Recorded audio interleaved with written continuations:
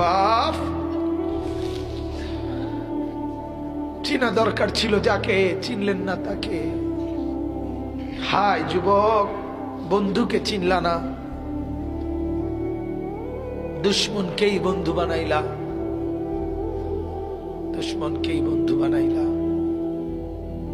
আপন বন্ধু যিনি তাকে চিনলা না, দুশ্মনকেই গ্রহণ করলা। চেহারায়, সুরতে, চলনে বলনে, আচারে উচ্চারণে বেঈমান যেভাবে সাজায় দেয়, তুমি তাকেই গ্রহণ করলা। নফল নামাজে এত লম্বা সেজদা করতেন। আম্মা জান আয়েশা রাদিয়াল্লাহু তাআলা আনহা বলেন, মাঝে মাঝে মনে হতো নবী ইন্তেকাল করলেন কিনা, মারা গেলেন কিনা। এজন্য আমি নবীর পায়ের পিছনে তালুর মধ্যে এভাবে আঙ্গুল দিয়ে চাইতাম, মানে রেক দিয়ে বসাইতাম আর কি, যে জীবিত কিনা। এত লম্বা সেজদা দিতেন। হা বাজান, হযরতে সাহাবায়ে কেরাম বলেন, নবীজি সেজদা দিতেন এত লম্বা আর কাঁদতেন। আহ নাসমাউ লাহু আজিরান কা আজিরিল মিরজাল। সাহাবীরা বলেন, চুলার মধ্যে, ডেকচির মধ্যে পানি বসাইলে পানি যখন উতরাইয়া ডকডক করে, গরম পানি ডকডক করে না, এরকম ডকবগে আওয়াজ যেভাবে করে, আল্লাহর নবীর কলিজার কলবের ভিতর থেকে আমরা কান্নার এরকম ডকডকে আওয়াজ শুনতাম। সেজদার কান্না। আল্লাহর নবী এভাবে কাঁদতেন, নবী এভাবে কাঁদতেন। আম্মা জান আয়েশা বলেন, একদিন রাত্রিবেলা নামাজে দাঁড়াইছে, তাহাজ্জুদে এক রাকাতে মাত্র দাঁড়াইছে নবীজি। আয়েশা রাদিয়াল্লাহু তাআলা আনহা বলেন, আর সেজদাও করে নাই, আর রুকুও দেয় নাই। বেলালের আজান পর্যন্ত, ফজরের আগ মুহূর্ত, এ দাঁড়ানো থাইকেই কোরআনের একটা আয়াত পড়ছে আর কাঁদছে, আর কাঁদছে, আর কাঁদছে। কাঁদতে কাঁদতে চোখ ফুলায়া ফেলছে, দাড়ি ভিজে গেছে, বুকের পশম ভিজে গেছে। আম্মা জান আয়েশা বলে, তাওয়াররামাত কাদামাহু, দুইটা পাও ফুলে ফুলে গেছে। এরপরে আরো আশ্চর্য কথা শুনেন। আহ, আম্মা জান আয়েশা বলে, উম্মত শুনবা, সেদিন ওই রাতে সারা রাত কেঁদে কেঁদে বুক ভাসাইয়া নবী একটা কথা বলছে আল্লাহর কাছে। সেটা কি? তো আয়েশা রাদিয়াল্লাহু তাআলা আনহা বলেন, সেটা শুধুই কেবল এই উম্মতের জন্য নবী কাঁদছে। ইন তুআযিবহুম ফাইন্নাহুম ইবাদুক ওয়া ইন তাগফির লাহুম ফাইন্নাকা আনতাল আজিজুল হাকীম। এটা কোরআনের আয়াত।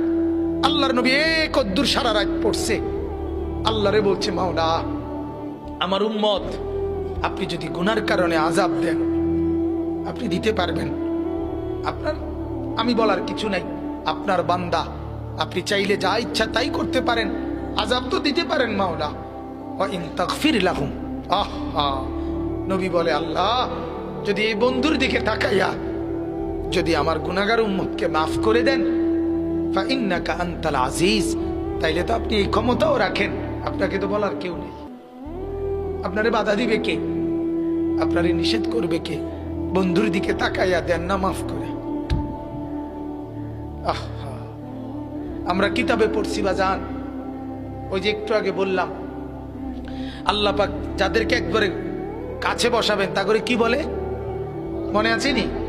নবীজি বলছে, আনা মিনাল মুকাররাবিন। নবীজি বলছে, ও উম্মত, আল্লাহর ঘনিষ্ঠ জনদের মধ্যে সর্বপ্রথম সবচেয়ে ঘনিষ্ঠ হব আমি মুহাম্মদ।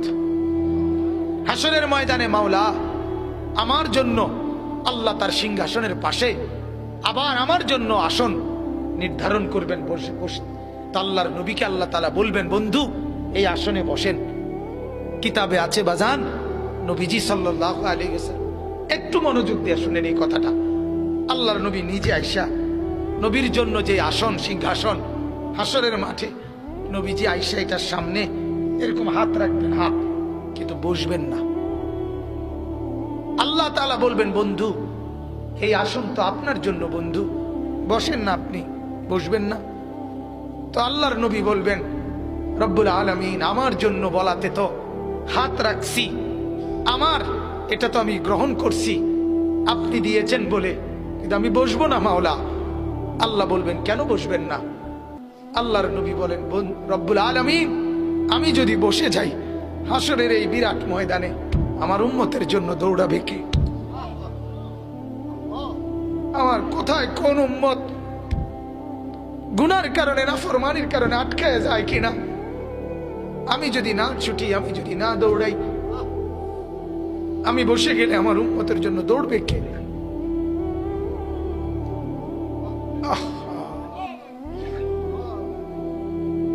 বাপ,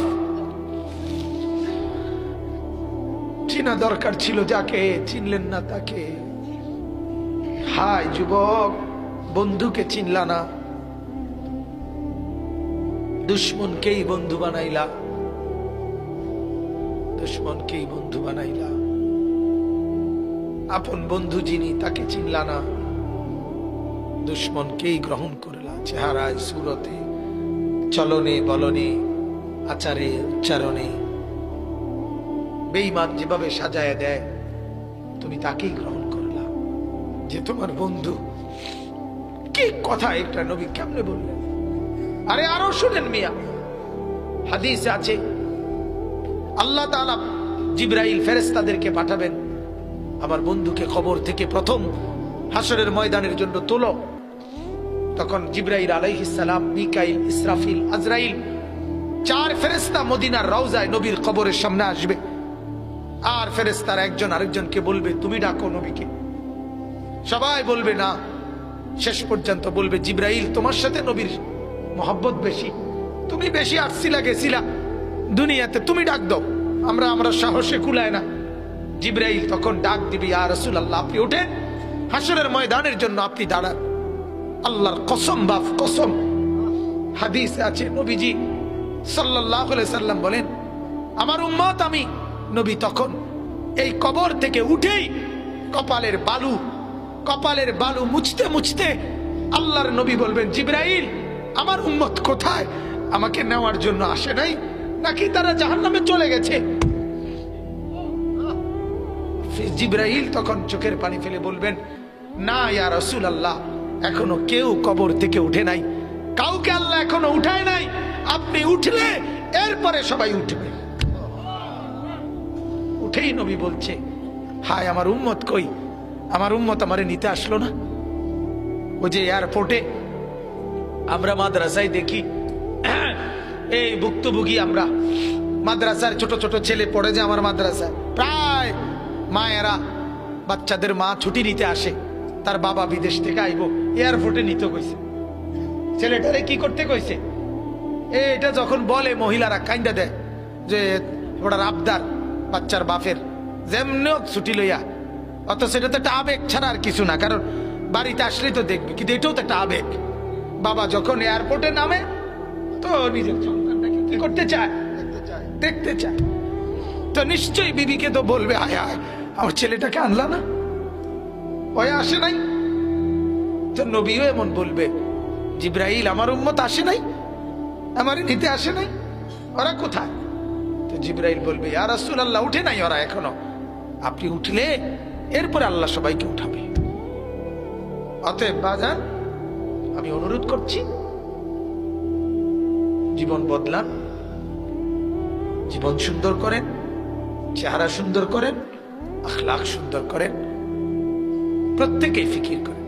কষ্ট করে যারা বাবা বলছেন, জওয়ান ভাইয়া তোমাদেরকে আবারও বলি, বাজান তোমার জীবন তুমি সুন্দর করো। বন্ধু চেনো, বন্ধু চেনো, বন্ধু তোমার রসূল, বন্ধু তোমার রসূল, বন্ধু চেনো। সাহাবায়ে কেরাম বন্ধু, উলামায়ে কেরাম বন্ধু, আউলিয়ায়ে কেরাম বন্ধু, বন্ধু চেনো বাপ। দুশ্মনকে বন্ধু ভেবো না, বন্ধুকে ফেলে দিও না, ফেলে দিও। আল্লাহ তাআলা আমাদেরকে বুঝার তৌফিক দান করুন।